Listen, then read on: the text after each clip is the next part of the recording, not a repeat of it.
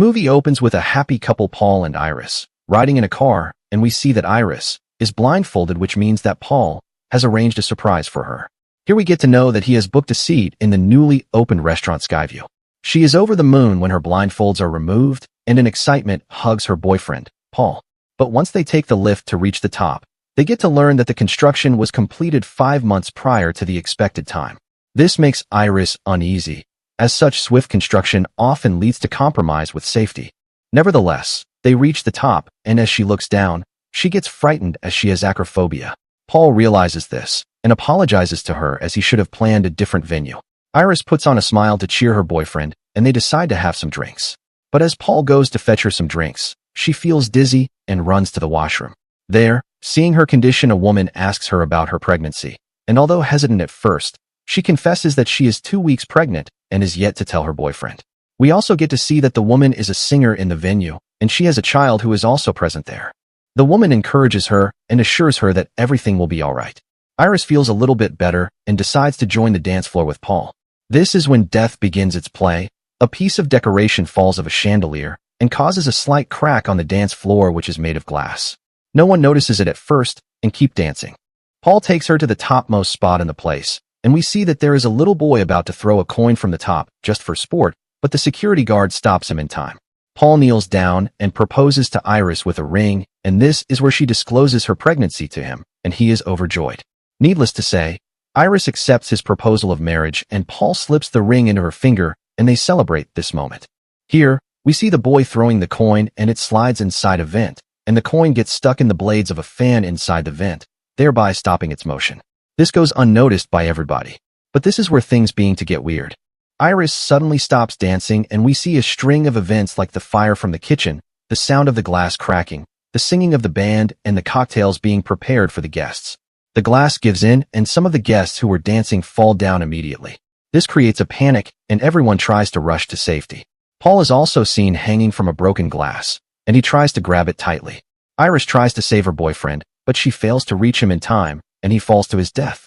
The fire from the kitchen spreads onto a woman's clothes, and she runs in panic, thereby causing the fire to spread and eventually causing an explosion, which kills a lot of the remaining people.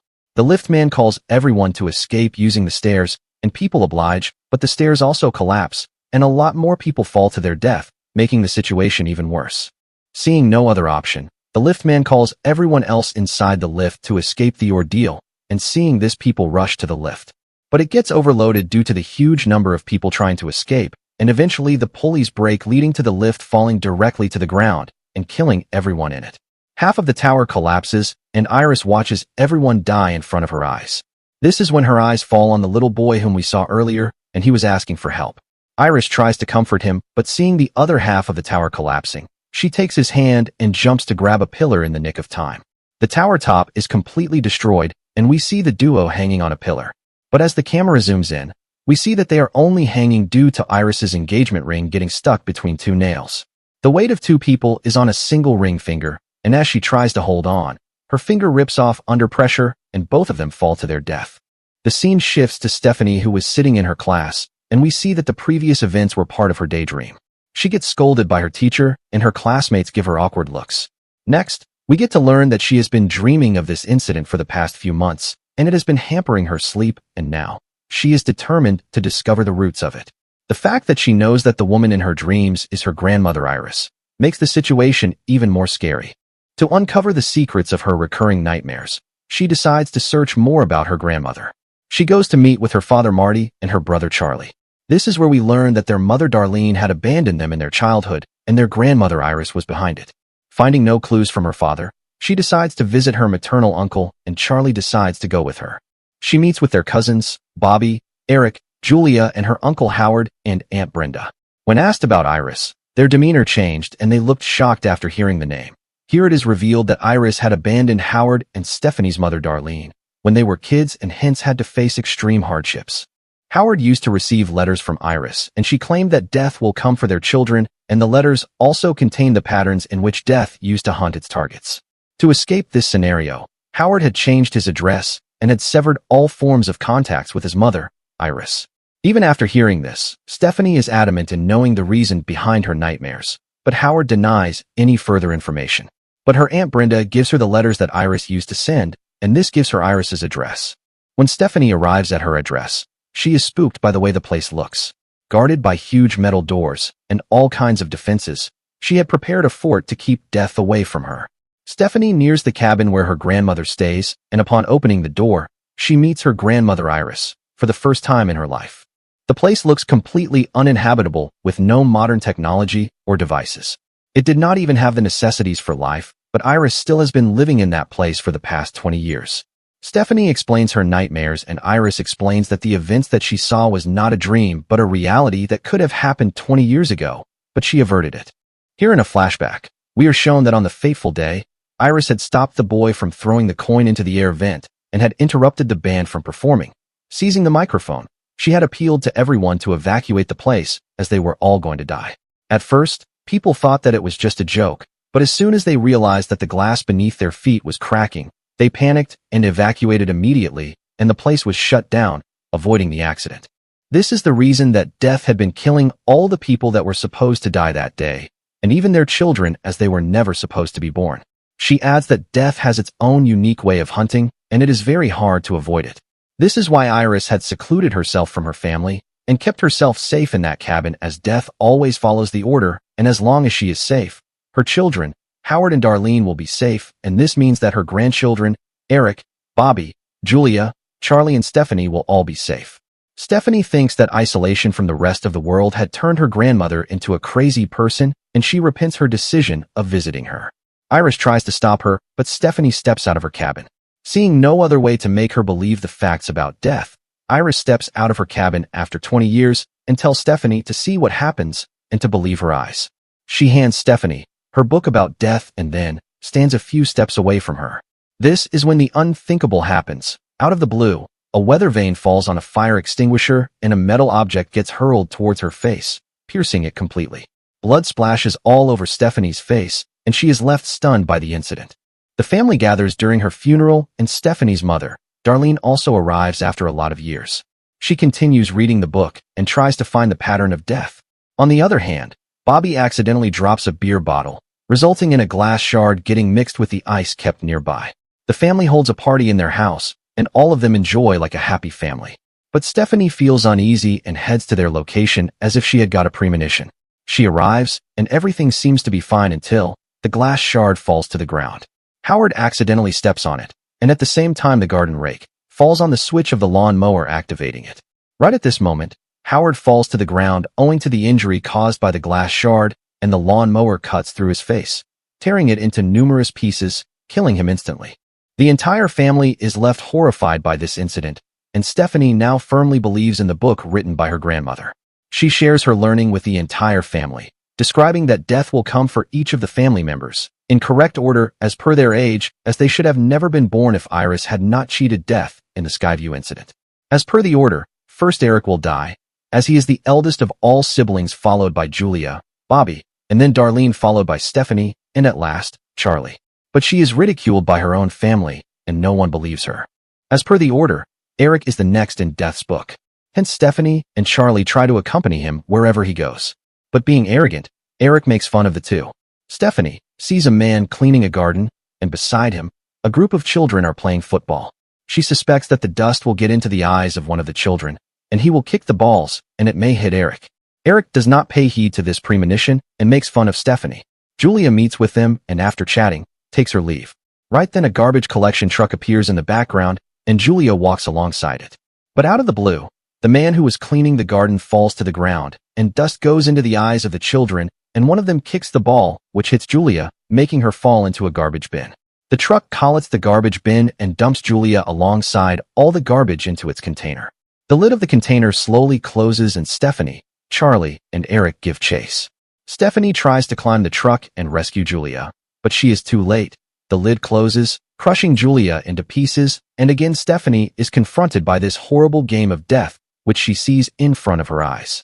Here it is revealed that Eric was adopted, and thus, he did not die, and as per order, Julia was the victim of death.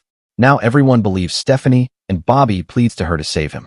Stephanie dives deeper into Iris's book, and here she discovers that there is a person named JB who knows a victim who escaped death. They decide to visit the Hope River Hospital to meet JB and inquire about the person who escaped death. Here we get to learn that JB was the same kid whom we saw in the beginning of the movie in the Skyview restaurant. JB tells them that they only have two choices, either die or kill someone else, and then his longevity will be transferred to the killer. Stephanie inquires about the survivor who cheated death. JB reveals that there was a person named Kimberly who died, and her heartbeat flatlined, and then her doctors brought her back to life. The family decided to try this out, but he warns them that cheating death is very risky, and as a last piece of advice, he requests them to live their lives to the fullest before death eventually takes them. Without informing anyone, Eric takes Bobby to an unknown room and plans to give him peanut butter cookies, as he is extremely allergic to peanut butter. But while taking the food from the vending machine, it gets stuck, and Eric forcibly brings the packet out, but in the process, a spring ejects. They lock themselves in a dark room just opposite to the emergency room inside the hospital. The plan was to rush Bobby inside the emergency room after his heart stops beating so that doctors can resuscitate him immediately. Eric goes to fetch him a wheelchair, but after the door closes, a file drops on a keyboard activating the MRI machine inside the room, hence also activating the powerful magnet inside the machine. The machine starts powering up without their knowledge. Eric takes away Bobby's EpiPen and promises that he will bring him back from death and urges him to take the cookies.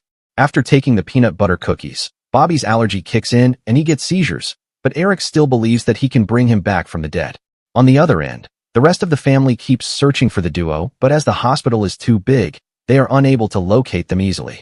Bobby starts having painful seizures and is close to death, but this is when the power in the MRI machine gets to an extreme point and starts attracting all the metal objects. All of Eric's metal piercings start getting sucked from inside his body, and the wheelchair pushes him into the MRI machine, eventually killing him. Bobby successfully takes the EpiPen, but the spring from the vending machine that we saw earlier gets pulled towards the magnet and pierces through Bobby's head, killing him instantly. This is witnessed by a nurse who screams, "Help the rest of the family to locate the room," but to their dismay, they are too late as Bobby had taken his last breath. This shows us that those who get in the path of death also get punished, just like Eric. To keep her children safe, Darlene decides to isolate herself inside Iris's cabin, as death always follows its order. They travel to the secluded place, but death was not willing to give up.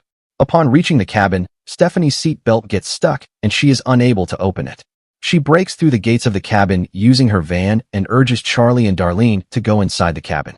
But sparks from a nearby light causes fire to erupt in the vicinity of the cabin, and as soon as Charlie and Darlene went inside the cabin, the spark lighted a leaking gas pipe, and the cabin exploded.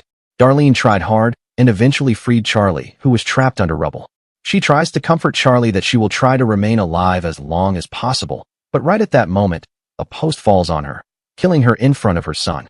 Charlie gets shocked by this incident, but he has no time to waste as the explosion had overturned the van and it got submerged in a nearby pond, drowning Stephanie. Without wasting more time, Charlie gets inside the van and cuts the seatbelt using a knife.